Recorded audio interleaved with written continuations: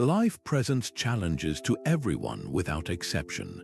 The Roman Emperor Marcus Aurelius wrote that the obstacle in the path becomes the path itself, a reminder that our struggles are not interruptions to our life, but the very material of it.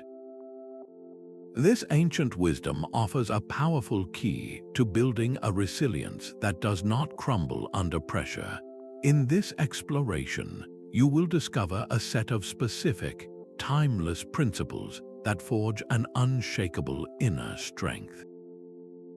We will uncover how to distinguish what is truly within your power from what is not, and how to act with virtue regardless of circumstance. This is not a dusty history lesson, but a practical guide for navigating the complexities of modern existence. What does it truly mean to find strength not in avoiding hardship, but by moving directly through it? The first and most crucial step in building lasting strength is to understand what is truly within your power. This is the bedrock of Stoic philosophy, a principle so fundamental it was recorded by the former slave-turned-teacher Epictetus. He taught that some things are within our control, while others are not. Within our control are our own judgments, our impulses, our desires, and our actions.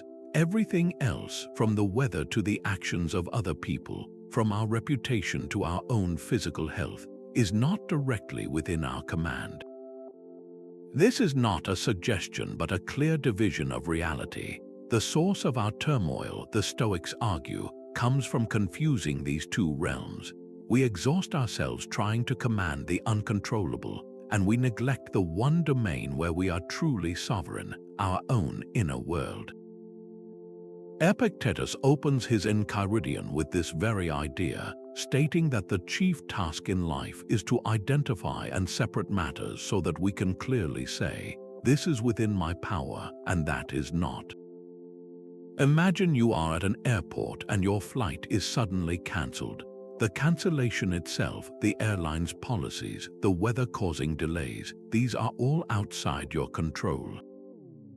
You can feel the frustration building, the tension in the situation, but the Stoic shift happens the moment you ask, what is actually mine to command here?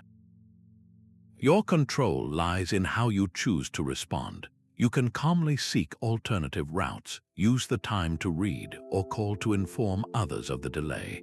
Your judgment of the event as a catastrophe or merely an inconvenience is yours to make. By focusing your energy exclusively on your own actions and reactions, you cease fighting against an immovable object and instead begin to navigate the situation with a clear and effective mind. This mental separation is not a passive surrender, it is an active and strategic focusing of your efforts. It is the difference between being a leaf tossed in a storm and being the captain of a ship in that same storm. You cannot control the wind, but you can adjust your sails. Take a moment and bring to mind one current concern of your own. Now, mentally sort it. What elements of this situation are truly up to you, your efforts, your attitude, your next step? And what parts are ultimately in the hands of other people, or chance, or circumstances you cannot dictate? This simple act of categorization is the first practical exercise in building an unshakable resilience. It is how you begin to anchor yourself in the only place you truly can. Where do you retreat when the outside world becomes overwhelming? The Stoics offered a powerful answer to this question, a concept they called the Inner Citadel. This is the idea that a rationally disciplined mind can become a fortress, a sanctuary of calm that no external chaos can truly penetrate. It is not a physical place, but a state of inner sovereignty built through consistent practice. Marcus Aurelius, often writing his personal meditations from military camps far from home, constantly returned to this image. He described the soul as a citadel, for what can be more peaceful or more unshakable than a mind grounded in reason? This fortress is not built from stone, but from your own judgments and choices. making it the one place where you are truly secure from life's inevitable challenges. Consider the historical figure Cato the Younger, a Roman senator known for his unwavering Stoic principles. When faced with immense political pressure and the opposition of powerful rivals, he did not flee or compromise his core beliefs. Instead, he retreated into his inner citadel, maintaining a composure that even his critics found remarkable. His strength came not from controlling the political landscape, a task he knew was impossible, but from his absolute command over his own character and responses. This is the practical application of the inner fortress. It is not about becoming emotionless or detached, but about cultivating a center of gravity so strong that external events cannot knock you off balance. The storms of life may swirl outside the walls, but inside, you retain the clarity to think, to choose, and to act with virtue. So what daily practices can help you strengthen your own inner citadel? It begins with the small, consistent choices. Each time you pause before reacting in frustration, you are adding a stone to the wall. Each time you choose to focus on what you can influence in a difficult situation, you are reinforcing the gate. This mental discipline is like a muscle that must be exercised daily, transforming philosophy from an abstract idea into a living, breathing resilience. You receive a critical email and instantly you feel a surge of emotion. What happens next is a choice. That immediate feeling, that flash of heat, is what the Stoics called an impression. It is the raw, unprocessed data of an event reaching your senses. But here is the crucial, life-altering distinction Stoic philosophy makes. The event itself is neutral.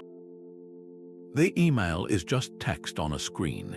It is your judgment, your rapid, internal agreement with the impression that this is a difficult personal challenge that transforms a neutral event into a source of genuine distress. This is the art of assent, and it is where your true freedom resides. The teacher Epictetus put it with stunning clarity. He said, "People are disturbed not by things, but by the views which they take of them." The email does not disturb you. Your view of the email does. The power lies in that tiny, often overlooked space between the impression and your reaction. It is in that pause that you can learn to withhold your automatic agreement. You can examine the initial judgment and ask, is this truly accurate, or am I adding a story to the facts? Consider the example of receiving constructive feedback on a project. The initial impression might suggest I have fallen short. They see room for improvement in my work. This feels like a setback. If you assent to that judgment immediately, your entire day is affected. Your body tenses, your mood shifts, and you may even react defensively, which could strain a professional relationship. The Stoic practice invites you to catch that automatic judgment in mid-air. Before you click reply or spiral into doubt, you pause. You separate the fact from the interpretation.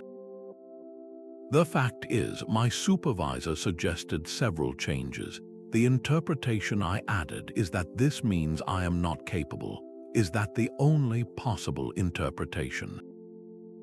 Could the feedback be intended to help me grow? Is there any useful insight here I can use to move forward? By questioning the validity of your initial judgment, you reclaim your power. You move from being swept along by your thoughts to being their observer and guide. Think back on your own day for just a moment. Can you identify one automatic judgment you had, perhaps in a moment of frustration or concern? It might have been about a comment from a colleague, a delay in your schedule, or a small error. What was the bare fact of the situation, separate from the story you told yourself about it? This simple act of questioning is not about suppressing emotion, but about introducing reason into the equation. It is the daily training that strengthens your inner resilience piece by piece. When you master the art of assent, you discover that most of the struggles you face are not with the outside world, but with the interpretations you create within your own mind. And that is a space where you can truly learn to find your footing. What if the very obstacles in your path were not setbacks, but essential parts of your training? This is the radical invitation of Amor Fati, a Latin phrase that translates to a love of one's fate. It is the ultimate expression of Stoic acceptance, moving beyond mere tolerance of life's events to a full, heartfelt embrace of them.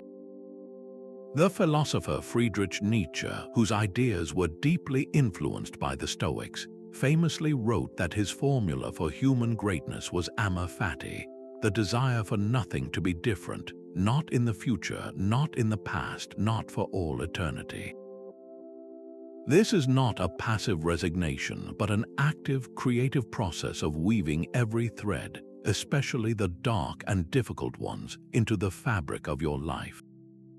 It is the deep understanding that every event, even those we label as misfortune, contains a seed of value or an opportunity for growth.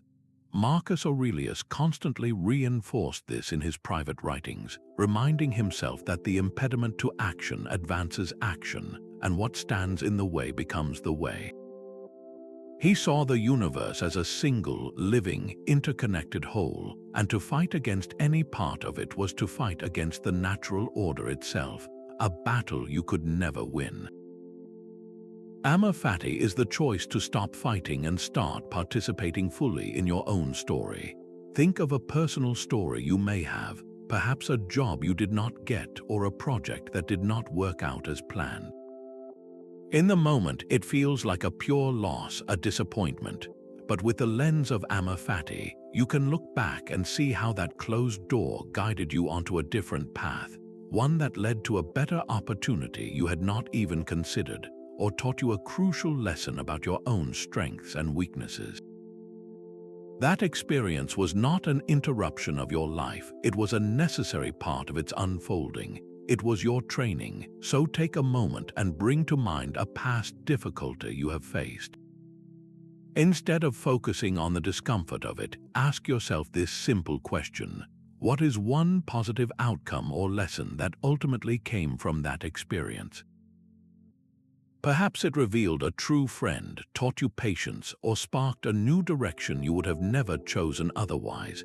By finding that single point of value, you are not denying the hardship, you are practicing the art of loving your fate. You are transforming the weight of the past into fuel for the journey ahead. Let's take a step back, far beyond our immediate concerns, and look at the bigger picture. The Stoics developed a powerful mental exercise for this exact purpose, known as the view from above. It is a form of reflection where you deliberately visualize your life from a vast, cosmic vantage point. You begin by picturing your own immediate surroundings, then you mentally pull the camera back, seeing your neighborhood, your city, and then the entire planet as a small blue sphere hanging in the immense quiet of space. From this perspective, the daily worries that feel so large and urgent begin to shrink to their true size. Your personal experiences are set against the backdrop of continents, oceans, and the steady, timeless motion of the cosmos. This practice does not dismiss your challenges, but it places them within the grand, flowing order of nature, revealing that you are part of something infinitely larger than any single concern. Marcus Aurelius frequently used this approach to calm his own thoughts. He would write in his personal reflections to remind himself of the passing nature of human affairs. How many who once strived and built are now remembered only in quiet ways, their stories part of the deep expanse of time. He would contemplate the earth from above, seeing it as a single point in the universe, and all the activity upon it as nothing more than small, passing moments. This was his way of gaining a freeing perspective, of seeing his own life as a brief, meaningful moment in an enduring story. Now, let's try this together for just a moment. Bring to mind a current concern, something that feels present on your shoulders. Now, in your mind's eye, begin to zoom out. See the room you are in, then the building, then the entire city from a bird's eye view, with all its countless lives and stories unfolding at once.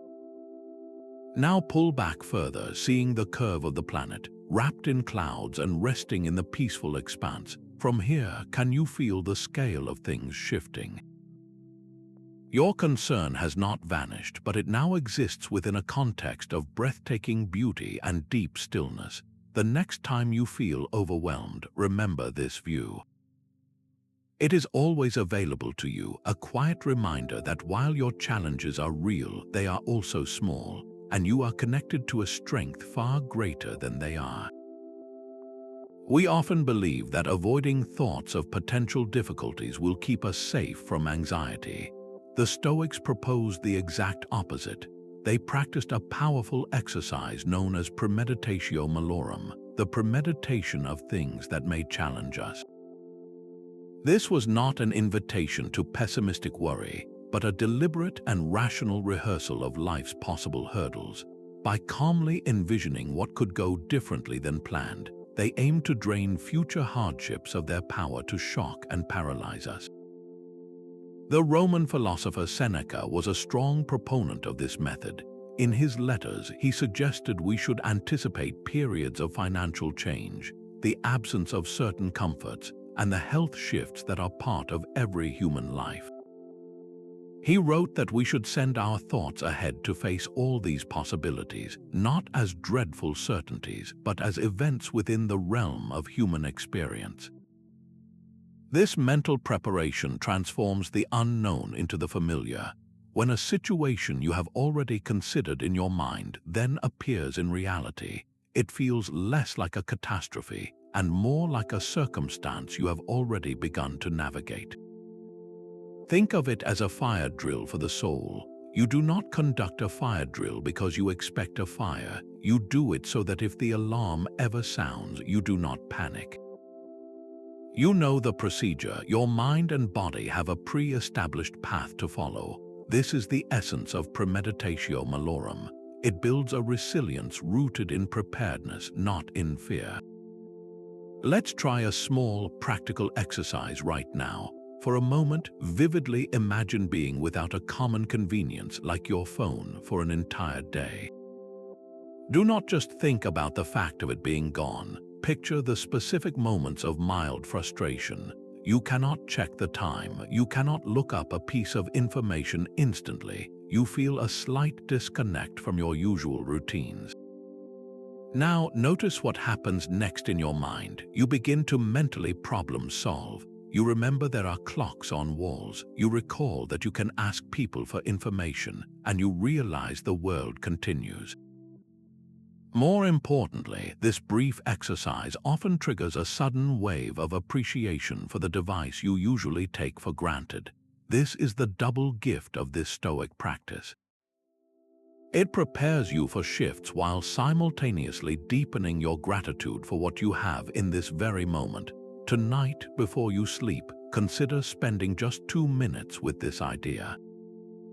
Mentally prepare for a single, potential minor inconvenience for tomorrow, perhaps a traffic delay or a cancelled meeting. Visualize it happening, and then visualize yourself responding with calm and adaptability.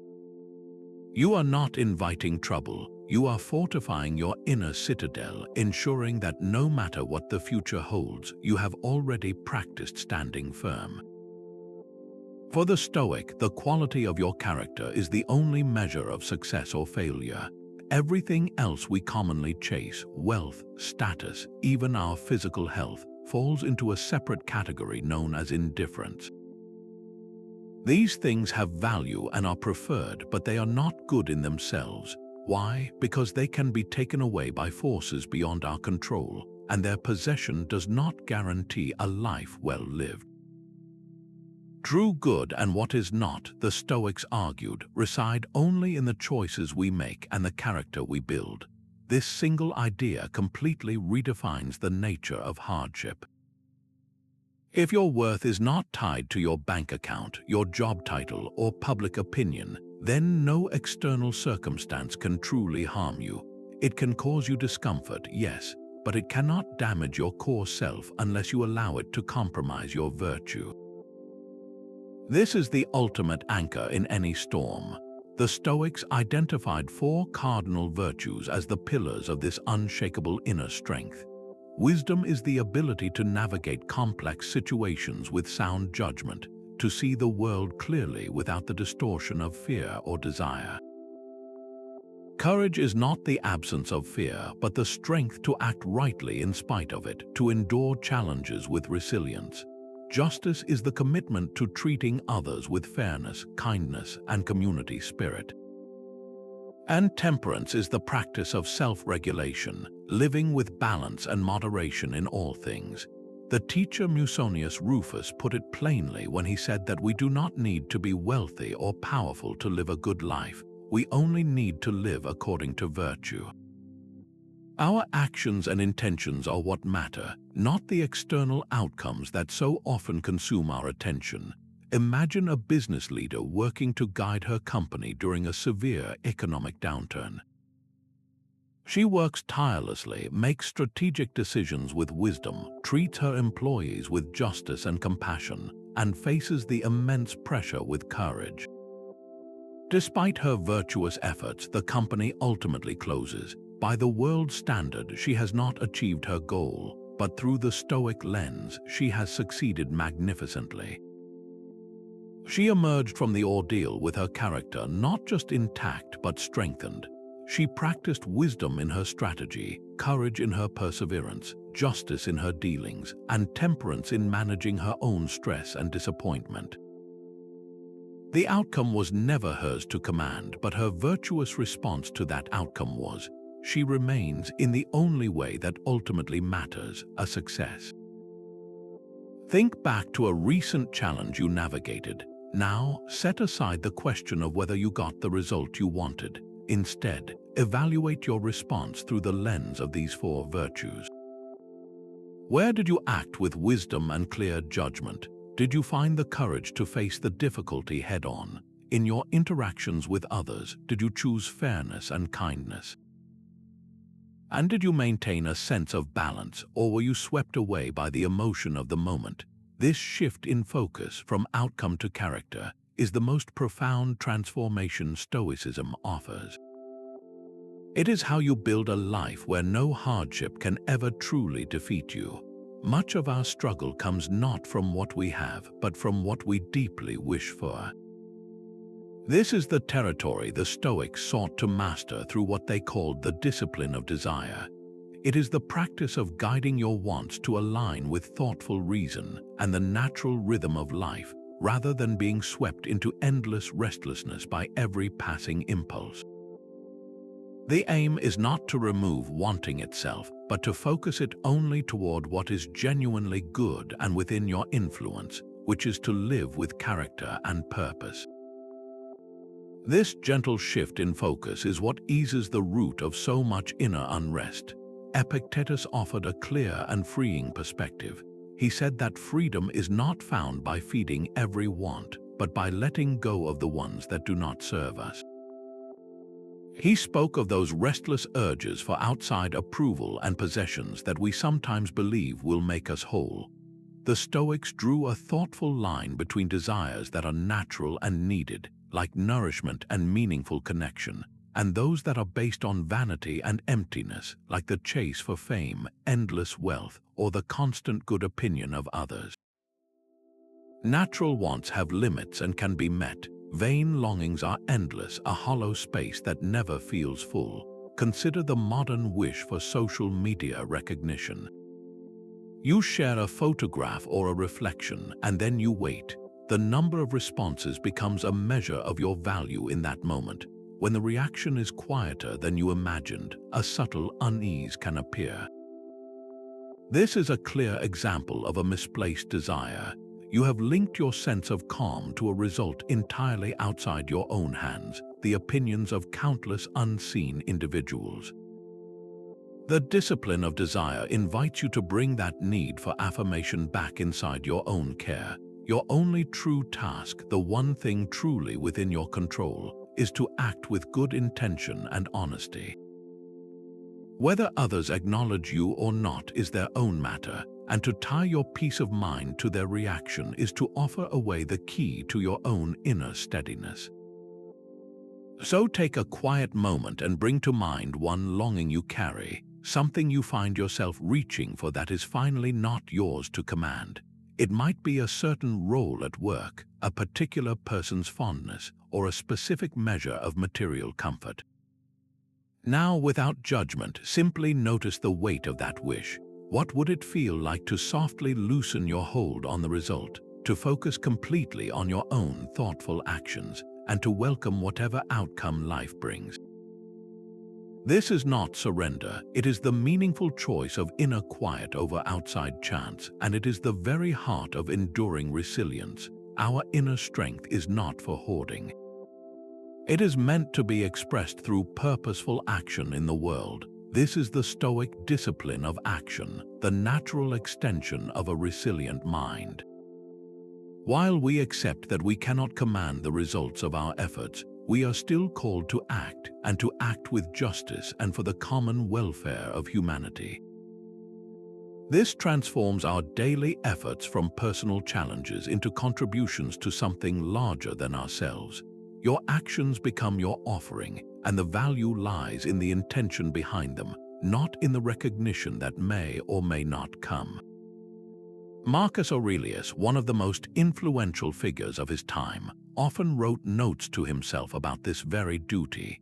He would say that whatever you do, you should do it as if it were the last thing you are doing in your life, and that you have been made for the sake of others. He saw his own position not as a personal privilege, but as a tool for the benefit of the human community. This is the deeper meaning that gives endurance its purpose. You are not just building resilience for your own sake, you are building it so that you can be a source of steadiness and support for others. Think of performing a small, quiet act of kindness. Perhaps you pay for the coffee of the person behind you in line, or you leave a thoughtful note for a family member to find. The virtuous action is its own complete reward. The moment you perform it with a sincere intention, the good is done. Whether anyone ever knows it was you, whether it is returned, or whether it leads to anything else, is entirely outside the circle of your concern. You acted for the common good, and in doing so, you fulfilled your human nature. This week, consider planning one small, deliberate action that benefits your community or your family. It does not need to be grand. It could be a quiet offer of help to a neighbor, a few words of genuine encouragement to a colleague, or simply listening fully when someone needs to be heard. In that conscious choice to act for others, you are not just doing a good deed. You are practicing the very discipline that turns personal strength into a gift for the world. The Stoics saw the world not as a collection of isolated individuals, but as a single, interconnected organism. This profound sense of belonging is captured in their concept of Oikeiosis, a term for the natural process of recognizing our shared humanity. It is the understanding that we are all limbs of the same body, part of a greater whole. When you face a personal hardship, this perspective can be a profound source of comfort and strength. Your struggle is not a solitary failing, but a thread in the vast, shared tapestry of the human experience. You are never truly alone in what you go through. Marcus Aurelius often reminded himself of this bond, writing that we are made for cooperation, like feet, like hands, like eyelids, like the rows of the upper and lower teeth. To act against one another is contrary to nature, and it is acting against one another to be resentful or to turn away. This philosophy directly transforms how we endure difficulty. The feeling of being uniquely singled out, that why me sensation, begins to dissolve when you realize that challenges are a universal condition. This recognition does not minimize your pain, but it places it in a context that fosters empathy rather than isolation. Consider a current global challenge, such as navigating deep disagreements on complex social issues.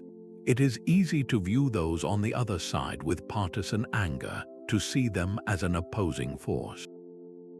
But the practice of Oikeiosis invites you to look deeper. The teacher Hierocles illustrated this with his famous circles of concern. He said to imagine a series of concentric circles. You are at the center. The next circle holds your immediate family, then your extended family, then your local community, and so on, until the outermost circle contains all of humanity. The goal of the virtuous life is to continually draw those outer circles inward, to treat the stranger with the same consideration you would give a neighbor, and to see a fellow human being even in someone whose views you find difficult. Beneath the surface of any disagreement, you will find universal human experiences, the desire for security, the wish to protect what matters, the hope for a better future for those we care about. When you can identify that shared foundation, your resilience is no longer just a personal shield. It becomes a bridge. It allows you to engage with the world not from a place of defensive anger, but from a stance of grounded compassion, seeking understanding and cooperative solutions. So take a moment now and bring to mind one person or one group with whom you have a significant difference of opinion. Without needing to change your own view, can you look past the disagreement and identify one fundamental human desire or concern you might both share? Perhaps it is a care for safety, a wish for respect, or a hope for community. This simple act of recognition is a practical step in weaving the outer circles inward, strengthening your own spirit by acknowledging our deep and inherent connection. In the Stoic playbook, there is no such thing as a pure obstacle, only raw material for our development. This is the heart of the mantra, the obstacle is the way. It is a complete reframing of difficulty, where the very thing that seems to block your path is revealed as the path itself. Challenges do not interrupt our journey towards strength. They are the training ground where that strength is forged. When an easy route is closed, we are invited to develop creativity, finding new approaches we might never have otherwise considered. When we face uncertainty, we have the chance to practice courage.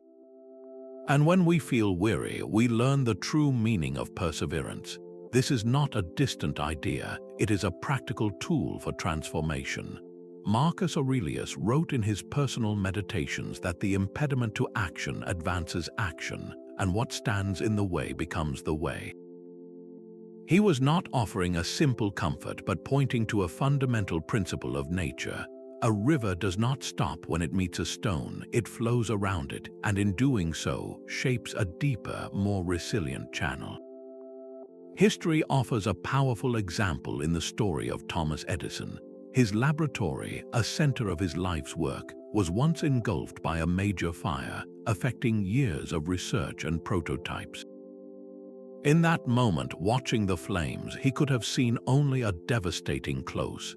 Instead, he famously reframed the event, telling his family that there was great value in all their attempts being cleared away, and that they could start fresh, free from what had come before. He used the raw material of that event, the physical aftermath, as fuel for a new beginning, turning the setback into a renewed and even more determined creative energy. His obstacle did not stop him, it became the way forward. Now bring to mind one current obstacle in your own life. It might be a professional challenge, a personal difference, or a goal that feels out of reach.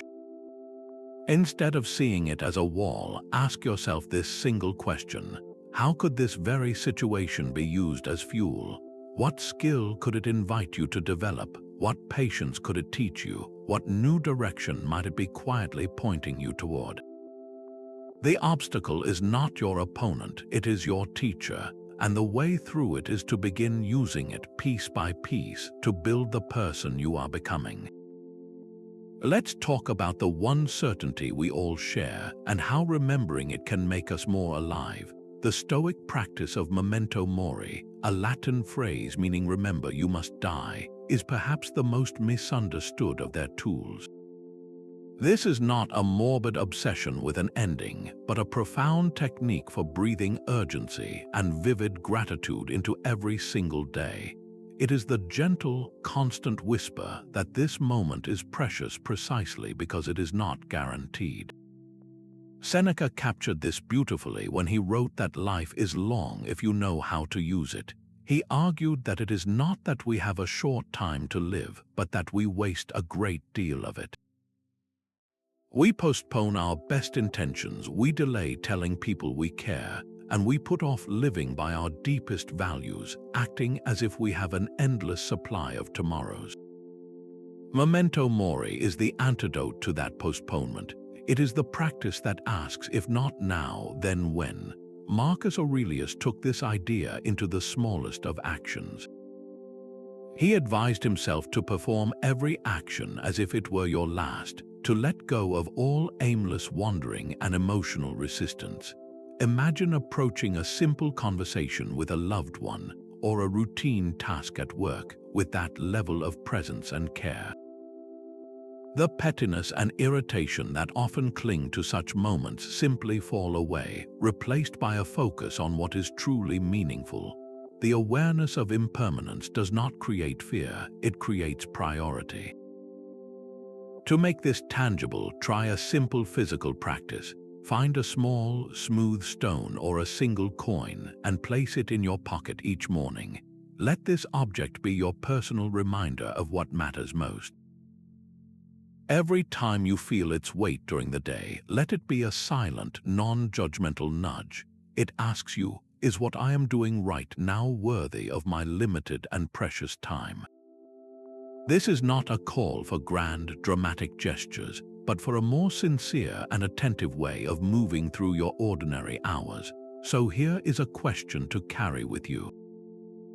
If you knew for certain that today was your last, what one thing would you do differently? Would you finally have that difficult but necessary conversation with more kindness? Would you set aside your busyness to truly listen to someone? Or would you simply allow yourself to fully appreciate the warmth of the sun or the taste of your morning drink? You do not need to answer aloud, but let the question settle in. This reflection is not about endings at all. It is an instrument for tuning your life right now to a richer and more purposeful note. Stoicism is not about becoming an unfeeling robot, but about mastering the turbulent emotions that cloud our judgment. This mastery is the essence of a powerful Stoic ideal known as Apatheia, a word often misunderstood as apathy. Apatheia is not the absence of feeling, it is freedom from the destructive and irrational passions that hijack our reason. The Stoics made a crucial distinction between our initial, automatic feelings and the full-blown storms of emotion we often choose to feed. They called that first, involuntary flutter a proto-passion, a quick surge of fear at a loud noise or a flash of irritation in a long line. This is a natural human reaction, and it passes quickly if we let it. The trouble begins when we give our assent to that initial impression, when we take that spark of irritation and fuel it into a raging fire of anger, or that flutter of fear into consuming panic. This is the full-blown passion, and it is this that Apatheia seeks to free us from. Seneca, in his powerful writing on anger, describes this state with striking clarity. He explains that anger is a brief madness, and that no condition has cost the human race more dearly. He asks a simple, revealing question: can anything be more beautiful than a mind which keeps itself in calm, safe from the reach of every assault? This is the goal, a state of calm clarity from which you can see a situation for what it is and respond with wisdom, not with the chaos of unchecked feeling. Consider a common moment of modern frustration, a minor traffic incident. Another driver cuts you off and your heart jumps.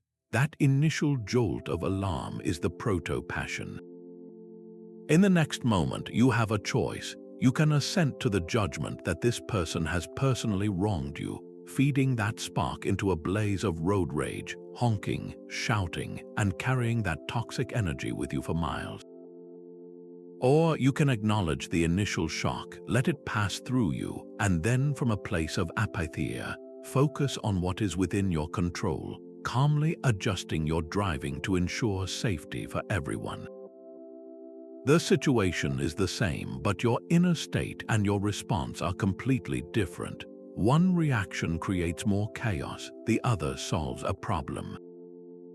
Think back to a recent time when you were completely ruled by a strong negative emotion, perhaps a wave of anger or a deep current of anxiety. In that moment, your judgment was likely clouded.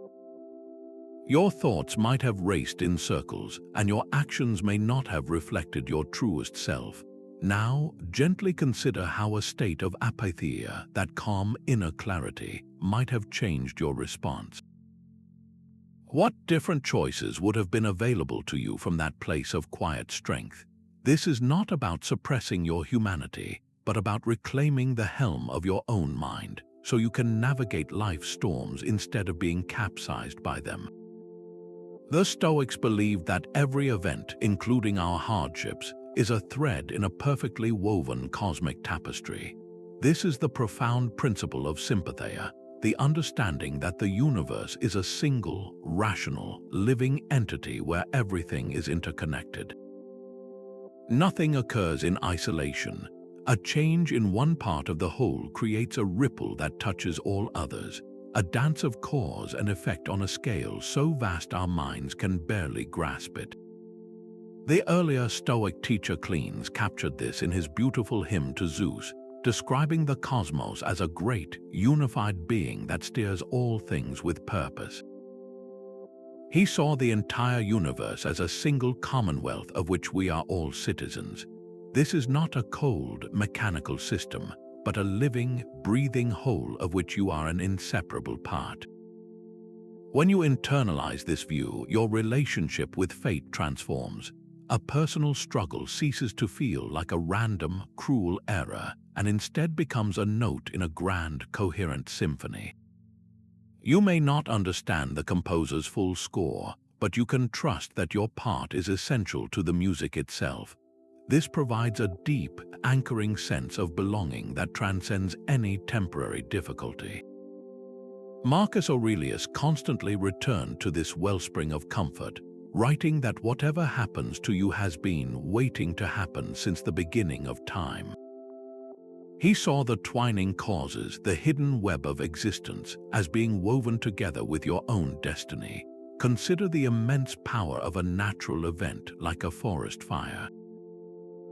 From a human perspective, it appears as pure devastation, a senseless tragedy that destroys homes and landscapes. Yet through the lens of Sympatheia, we can also see it as part of the dynamic, ever-changing system of nature itself. The fire clears old growth, releases nutrients back into the soil, and allows for the germination of new seeds that could not have sprouted otherwise. It is a harsh, necessary process of renewal within the larger living system of the planet. The event is not malevolent, it is simply nature expressing its inherent logic, a logic of which we, too, are a part. Now bring to mind a current personal struggle, something that feels disruptive or unfair. For a moment, try to see it not as an isolated attack on your peace, but as a necessary part of a larger, coherent order. What if this challenge is not a mistake, but a precise ingredient in the person you are becoming, or a crucial turn in a story whose full arc you cannot yet see? This is not about denying the pain, but about placing it within a context of immense meaning. By trusting that you are woven into a benevolent whole, you can find the strength to accept your thread, however dark its color may seem, and continue adding your unique pattern to the tapestry of all that is. What if everything happening to you, even the painful parts, was happening for a reason you may not yet understand? The Stoics answered this with a resounding yes, anchoring their entire philosophy in the belief in a providential and deeply rational cosmos. They called this governing force the Logos, a divine reason that weaves every event, from the orbit of planets to our personal struggles, into a coherent and purposeful whole. Trusting in this providence is not about blind faith, but about recognizing a profound order in what often appears as chaos. It allows us to move through hardship with the quiet conviction that our experience is not meaningless, but serves a necessary function in a grand design far beyond our immediate sight. The teacher Epictetus, who knew immense challenge firsthand, gave perhaps the most direct instruction on this. He told his students to welcome every event, no matter how difficult, because it comes to you from the very source that ordained the universe. He said that you should be grateful for it as you would be to a faithful friend. This is the ultimate refrain, seeing every occurrence as a personal dispatch from the cosmos itself, designed for your ultimate benefit. Think of a young child receiving a vaccine. From the child's limited perspective, the experience is one of sudden, sharp discomfort and confusion, a moment of misunderstanding from a trusted adult.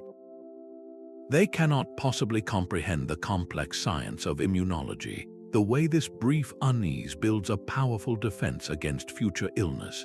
The parent, however, holds that larger view. They allow the momentary difficulty for the sake of the child's long-term health and safety. The Stoic perspective invites us to take the view of that parent toward our own lives. The hardship is the temporary sting. The development of our character, our resilience, our empathy, and our wisdom is the lasting strength being built. The next time you face a minor annoyance, a delay, or a small frustration, try a simple mental exercise. Pause for just a breath and silently say to yourself, "This too is for my good." You do not need to feel it deeply at first or even believe it fully. You are simply planting a seed, building the mental habit of trust. Notice how that small phrase can soften the edge of your irritation, creating just enough space to wonder what hidden strength this moment might be inviting you to cultivate. This practice is how you learn to stop fighting the current of the universe and start flowing with it, trusting that its destination, even when shrouded in mist, is ultimately wise. One of the most direct ways to build your resilience muscle is to willingly step into small discomforts. The Stoics called this practice voluntary discomfort, a deliberate training of the spirit to become at home with life's inevitable challenges. It is the philosophical equivalent of a fire drill, preparing you for real situations by making the unfamiliar feel manageable. Think of it as an inoculation for the soul. By intentionally exposing yourself to minor hardships in a controlled way, you build an inner strength to face unexpected difficulties when they arise. The Roman teacher Musonius Rufus was a strong advocate for this approach. He argued that practicing with less, for instance, allows you to understand that you can live well with very little, easing the worry about potential loss. He suggested that choosing simple food, modest clothing, and a firm bed makes you not only physically stronger, but also more appreciative of what you already have. The goal is not to live a life of hardship, but to prove to yourself through direct experience that your peace of mind does not depend on perfect comfort. When you voluntarily take a cold shower, you are not just waking up your body. You are having a conversation with your own resistance. You are learning to observe the initial protest of your mind and then choosing to move forward anyway. This repeated act builds a deep, unspoken confidence that you can handle unease, that it is temporary, and that you remain in command throughout. In our modern world of constant convenience, this practice is more relevant than ever. We can begin with simple, safe experiments. You might choose to walk in brisk weather without immediately reaching for the heaviest coat, just to feel the air and know you are okay. You could skip a single meal, not for any dietary reason, but to sit with the sensation of hunger and observe that it passes. Perhaps you could take the stairs instead of the elevator, or spend an evening without digital screens, simply resting with your own thoughts. Each of these small acts is a vote for your own inner strength. They quietly teach the nervous system that temporary lack and mild unease are not emergencies, but passing states that you have the capacity to navigate. So this week, choose one small voluntary discomfort to practice. It should be safe, manageable, and brief. Perhaps for one morning, you will drink your coffee or tea without any sweetener. Or maybe you will leave your phone in another room for an hour of uninterrupted focus. As you do it, pay close attention. Notice the initial urge to avoid the feeling, and then notice what happens on the other side. You will likely find a quiet pride, a subtle but powerful realization that you are far more resilient than your comfort-seeking habits had led you to believe. This is how you forge an unshakable core, one chosen challenge at a time. A Stoic sage is like an archer who does everything right, aims carefully, draws the bow with perfect form, but then accepts whatever happens after the arrow leaves the string. The moment the arrow is released, it is subject to 1,000 factors beyond the archer's command: a sudden gust of wind, a shifting leaf, the unpredictable quality of the arrow itself. The archer's entire domain of control was in the preparation and the release, the virtuous effort of aiming true. This powerful analogy, recorded by the Roman thinker Cicero in his work on ends, perfectly captures the Stoic approach to our own goals and efforts. Your job is to perform the action with as much excellence and virtue as you can muster, to aim your life's arrows with care and intention. The final outcome, whether that arrow hits the bullseye or veers off course, is not the source of your worth or your peace. Your satisfaction must come from the quality of your own effort, the integrity of your aim, and your calm acceptance of the result, whatever it may be. Consider the modern scenario of a job interview. Your domain, the part you control with absolute authority, is your preparation. You research the company, you practice answering questions thoughtfully, you choose your attire, and you arrive on time with a sincere and engaged attitude. You aim your arrow with perfect form. The moment you walk into that room and begin speaking, the arrow has left the string. The final decision rests with the interviewers, their internal perspectives, the strengths of other candidates, or even a sudden company hiring freeze. To tie your entire sense of self-worth to the outcome, to getting the offer, is to hand over your inner stability to forces you cannot possibly command.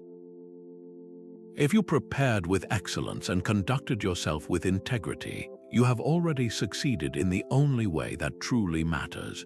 The Stoic archer would pack up their bow with the same quiet dignity whether they hit the target or not, knowing their work was done well. Now bring to mind a goal you are actively pursuing. It could be a creative project, a fitness milestone, or improving a relationship. Take a moment to mentally separate the two realms. What are the elements you fully control? Your consistent effort, your focused attention, your attitude of perseverance, and what are the elements you ultimately do not control? The final reception of your work, the number on the scale on any given day, the response of another person. By making this clear distinction, you free yourself from the anxiety of an uncertain future. You can pour your entire heart into the aiming, and then, with a quiet mind, let the arrow fly. If you want to turn Stoic theory into lasting strength, there is no better daily tool than the simple practice of journaling. This was the foundational habit for the greatest Stoic thinkers, a private space for turning philosophy into a lived reality. The profound insights of Marcus Aurelius were not delivered as public lectures, but written in the quiet hours of the night, often from a military tent, as a personal guide for his own soul. His work, known to us as Meditations, was his private journal, a series of notes never meant for another person to read. It was his own conversation with his better self, a place to review his actions, question his judgments, and firmly remind himself of the principles he wished to live by. In its pages, we see a man constantly examining his progress in the four cardinal virtues: coaching himself through immense pressure and realigning his thoughts with nature. He was not writing to impress an audience, but to build an unshakable inner citadel, one written word at a time. This practice transforms abstract ideas into personal conviction. Your journal becomes the training ground where you process the day's events through a Stoic lens. You can revisit a moment of frustration and ask, what was within my control there, and where did I surrender my peace to an external event? You can celebrate a small victory of character, a time you chose patience over anger or courage over comfort. This nightly review solidifies your learning and prepares you for the challenges of tomorrow. A simple way to begin is with a 3-question prompt, a structure that takes just 5 minutes. First, ask yourself, what did I do well today? This focuses your mind on moments you acted with virtue, reinforcing positive behavior. Second, ask, what could I improve? This is not about self-criticism, but a gentle, honest assessment of where your judgments could have been wiser or your actions more aligned with your principles. And third, ask, what am I grateful for? This practice of gratitude, which Seneca frequently wrote about, actively counters our natural tendency to focus on what we lack, anchoring you firmly in the present good. Tonight, before you sleep, find a quiet moment and try this 3-question exercise. You need nothing more than a notebook or a blank page on a device. Do not worry about eloquence, only honesty. In that brief act of reflection, you are not just writing words, you are building the architecture of a resilient mind, consciously shaping the person you are becoming. In a strange twist, the Stoics found that the path to greater external influence often begins by letting go of the need to control anything outside yourself.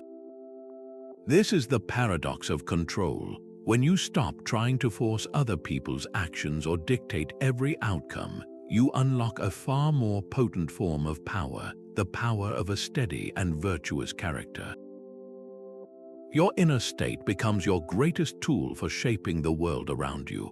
A person who is calm, rational, and fair under pressure does not need to command obedience, they naturally inspire it. Their presence becomes a calming force that others instinctively want to align with. The teacher Epictetus pointed directly to this dynamic when he observed that no one is stronger than the person who has conquered themselves. He meant that true strength is not about dominating others, but about achieving such mastery over your own judgments and reactions that you become an unshakable pillar in any storm. Your influence then flows not from demands, but from the quiet authority of your example. Consider a leader navigating a significant crisis within their organization. One leader reacts with visible panic, micromanaging every detail, trying to control every employee's move out of a deep fear of the outcome. This approach usually breeds more anxiety, creating a tense atmosphere where creativity is stifled and people are afraid to act. Now picture a different leader. This one focuses entirely on what is within their own control, their own composure, their clear communication, their thoughtful decisions. They do not scream orders, they calmly outline the situation and trust their team to contribute. This leader's inner stability becomes a contagion of calm, steadying the entire group and empowering everyone to perform at their best. The first leader, by trying to control everything, loses influence as trust erodes. The second, by controlling only their inner world, gains immense influence through the respect and confidence they inspire.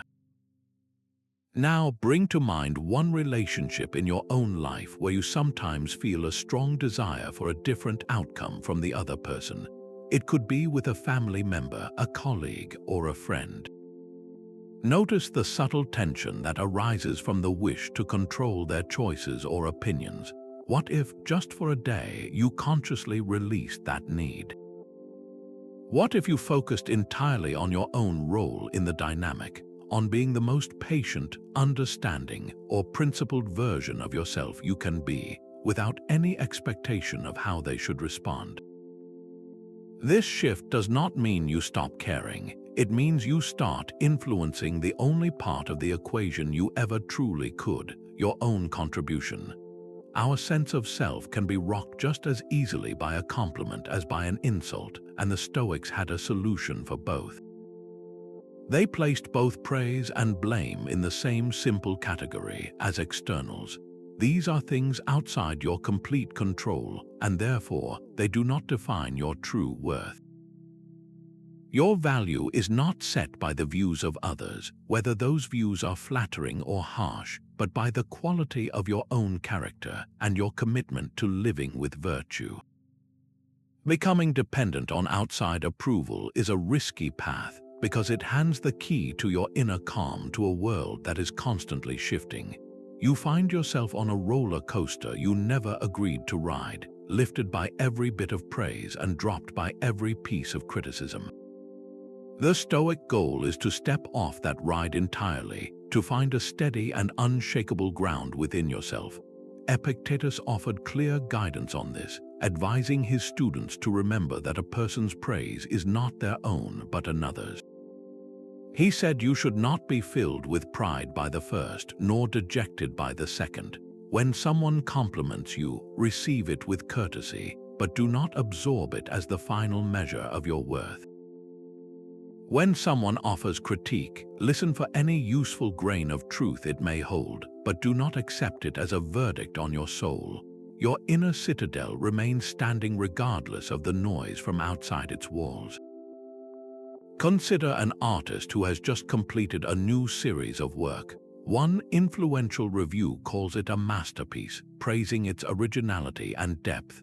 Another, equally prominent, dismisses it as unoriginal and shallow. If the artist's sense of purpose is tied to these outside judgments, they will be tossed between joy and sorrow, their creative compass spinning wildly. The Stoic artist, however, remains anchored. Their focus is not on the reviews but on whether they acted with integrity throughout the creative process.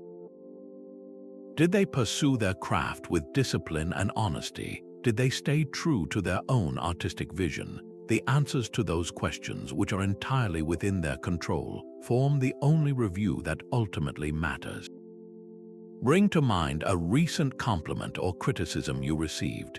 Notice the initial emotional pull it had on you, the brief lift or the subtle deflation. Now practice the Stoic shift. Silently affirm to yourself that your core worth is not defined by this single outside opinion. Your character is built through thousands of small choices, not through the passing words of another.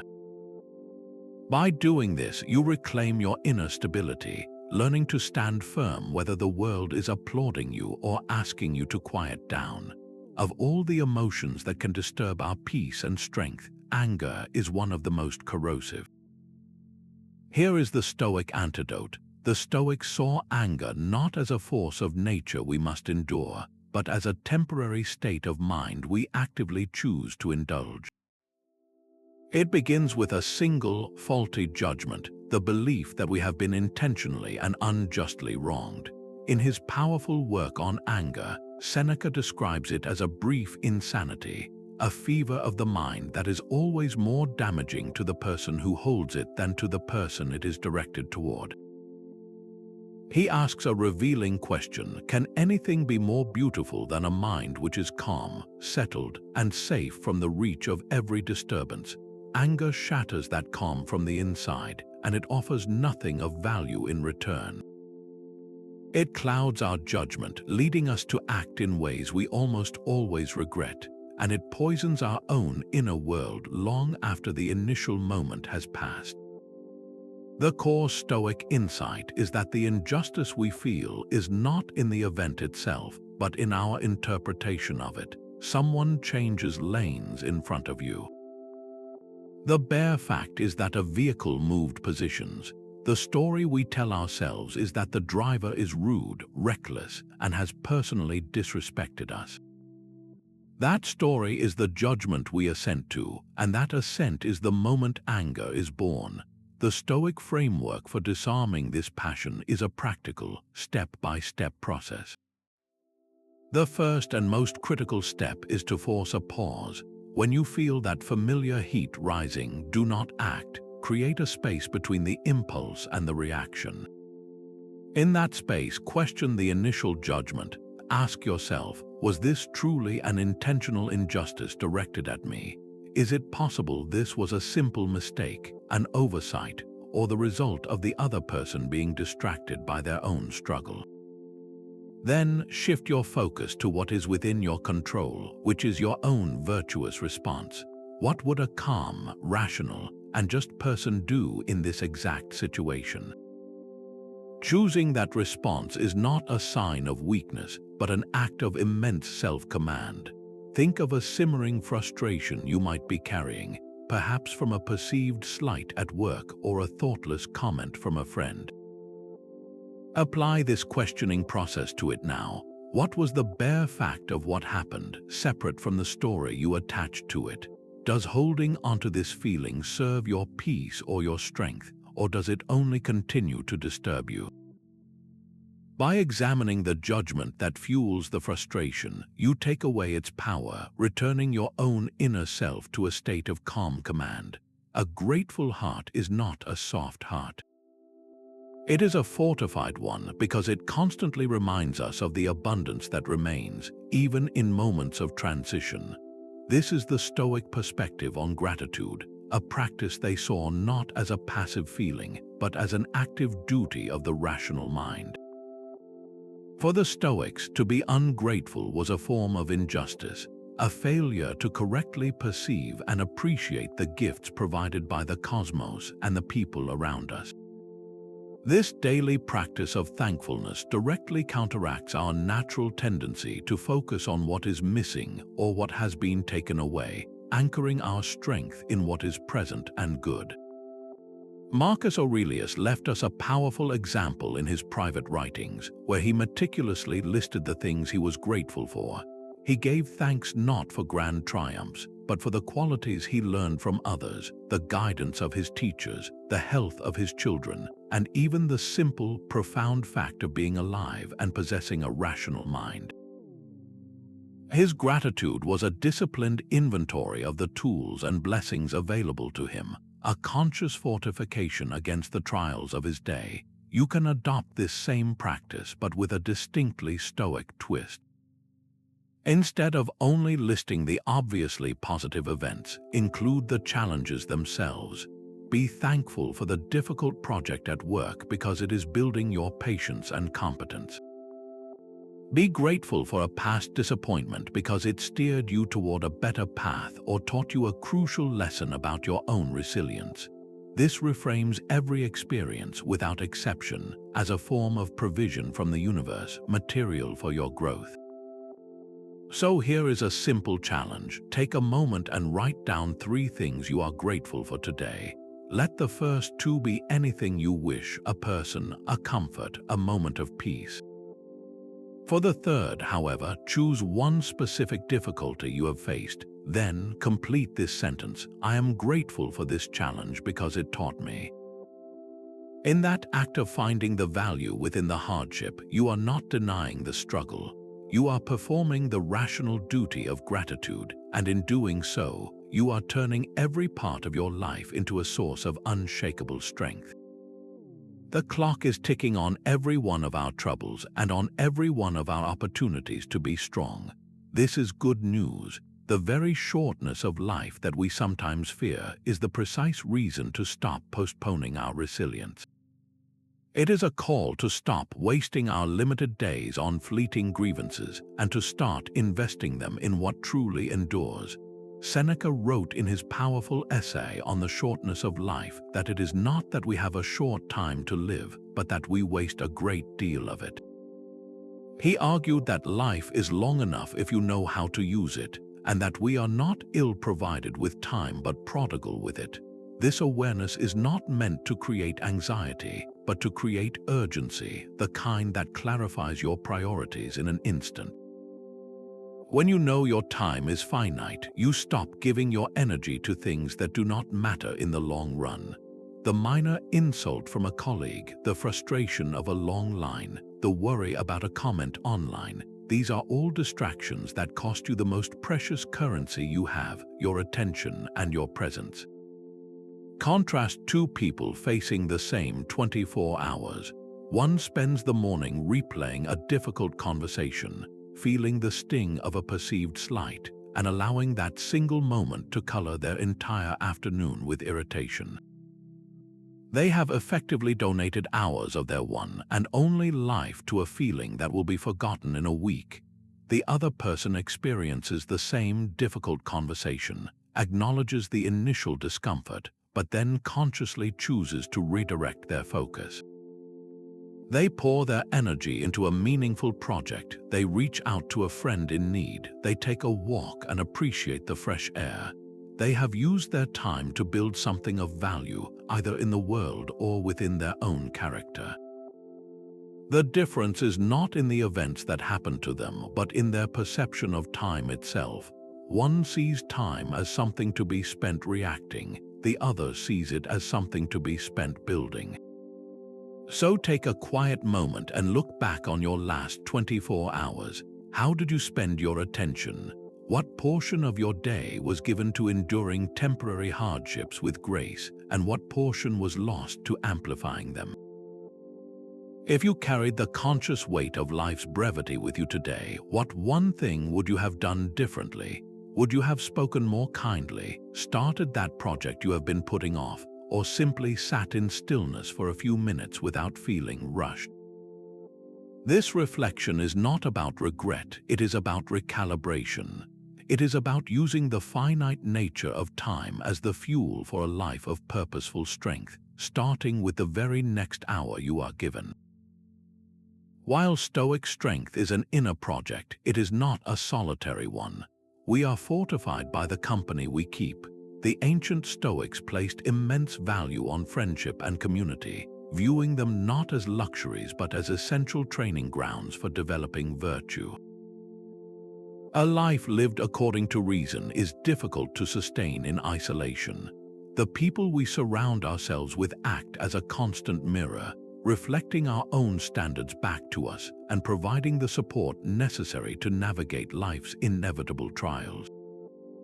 Epictetus offered direct counsel on this, advising his students to be mindful about the companions they choose, for it is natural that you will gradually adopt the tastes and habits of those you spend your time with. He observed that if you consort with those who are often downcast and complaining, you may strengthen your own tendency toward sorrow. But if you spend time with those who are joyful and purposeful, you will find your own spirit lifted. This is not about abandoning those in need, but about consciously building a core circle that inspires your better nature. Seneca, in his beautiful letters to his friend Lucilius, explored the profound bond of true friendship. He wrote that one of the most beautiful qualities of a genuine friend is to stand by another in their challenges. He saw a friend as a second self, a person with whom you can share your most honest thoughts and from whom you can receive gentle, truthful guidance when your own judgment wavers. In modern terms, this translates to the critical importance of your inner circle. Do your closest relationships encourage patience, integrity, and courage, or do they amplify anxiety, cynicism, and complaint? The goal is to find companions who, when you are with them, make you want to be a better version of yourself. Building such a community today might involve joining a local philosophy discussion group where you can explore these ideas with others.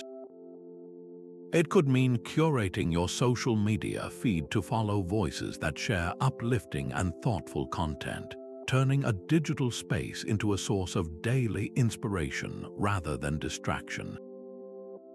Even within your existing relationships, you can take the lead by embodying the virtues you wish to cultivate, thereby becoming the very influence you seek in others. So take a quiet moment to evaluate your own social landscape. Consider the 5 people you interact with most frequently. Do these relationships generally support your pursuit of resilience and a clear mind, or do they present consistent challenges to your peace? You do not need to make dramatic changes, but simply bring a gentle awareness to the currents flowing through your social world. By consciously choosing to strengthen the bonds that fortify you, you build an external support system that perfectly complements your inner citadel. The ultimate art of enduring hardship is not just to survive it, but to use it as the raw material for creating a life of profound meaning. This is the final synthesis of Stoic wisdom, where the love of fate, the transformation of obstacles, and the unwavering commitment to virtue converge. Our response to difficult times is the forge where our character is tempered and our life's unique significance is shaped. It is not the challenge itself that defines us, but what we choose to build with it. The psychiatrist Viktor Frankl, who navigated immense personal trials, captured this Stoic truth perfectly when he wrote that when we are no longer able to change a situation, we are challenged to change ourselves. He observed that everything can be taken from a person but one thing, the last of the human freedoms, to choose one's attitude in any given set of circumstances, to choose one's own way. This is the final, liberating realization. Your difficult experiences do not have to be a meaningless weight. They can become the very substance of your purpose. Consider the story of someone who experienced a profound personal transition, the passing of a loved one to a serious illness. In the midst of that deep sorrow, they could have retreated into their grief. Instead, they channeled that experience into action. They founded a community support network, a place where others facing similar challenges could find resources and companionship. Their personal journey became the catalyst for a legacy of compassion, helping countless others navigate their own difficult paths. They did not eliminate their pain, but they transformed it. They took the raw material of their experience and used the Stoic tools to build something of enduring value for the common good. Their obstacle became their way. Now bring to mind a past hardship you have carried. It does not need to be the largest, but one that left a mark. Instead of focusing only on the ache of it, ask yourself this single, transformative question. In what specific way has this experience contributed to my depth of character or sense of purpose? Perhaps it taught you a patience you did not know you possessed. Maybe it clarified what you truly value in your relationships, or it might have ignited a determination to prevent others from facing the same struggle alone. By articulating just one way your experience has served your growth, you are not dismissing the difficulty, you are performing the ultimate act of resilience. You are taking the final step, transforming the weight of what you have endured into the foundation of who you are becoming. Stoic strength is not a destination you arrive at, but a path you walk every single day through consistent practice. This entire exploration of enduring hardship is ultimately about building a set of habits, not about acquiring a final, unbreakable state of being. The principles we have discussed, from distinguishing what is within your control to loving your fate, are like muscles. If they are not exercised regularly, they will weaken when you need them most. The goal is not perfection but progress. You will have days where you react with old patterns, where frustration wins the moment. This is not failure, it is part of the training. The teacher Epictetus reminded his students that philosophy is not meant to be a clever subject for dinner party conversation, but a daily discipline for living. He said that you must practice these principles, otherwise they are nothing but words on a page. Your commitment is not to never feel a negative emotion, but to return to your practice again and again with patience and self-compassion. Think of it as learning a musical instrument. You would not expect to play a complex symphony after one lesson. You practice scales daily, you make mistakes, you learn from them, and over time, your fingers find the right notes with less conscious effort. Stoicism is the same. The daily scales are your morning reflection on potential challenges, your pause before reacting to an impression, your evening review of where you acted with virtue. To make this tangible, consider designing a simple Stoic day. It does not need to be elaborate. Upon waking, spend just 2 minutes in quiet thought. Mentally prepare for one thing that could challenge your peace today, using the premeditation of difficulties. This is not to invite worry, but to build your preparedness muscle. Then, as you move through your day, consciously practice the pause. When a minor annoyance arises, take one deep breath and ask, what is within my control here? Finally, before bed, take 5 minutes for a journal. Use the 3 questions: what did I do well today? What could I improve? And what am I grateful for? This simple routine, practiced consistently, weaves Stoic wisdom into the fabric of your life. So here is a challenge for you. What one small Stoic practice will you commit to starting tomorrow? It could be the morning reflection, the evening journal, or simply carrying a small stone in your pocket as a reminder of life's precious and fleeting nature. Do not try to change everything at once. Choose one thing and walk that path for just one day. Then do it again the next. This is how you build the unshakable strength that endures, not through a single grand gesture, but through the quiet, cumulative power of daily practice. Lasting strength is not a gift you receive, but a structure you build each day with the practical tools of Stoic philosophy.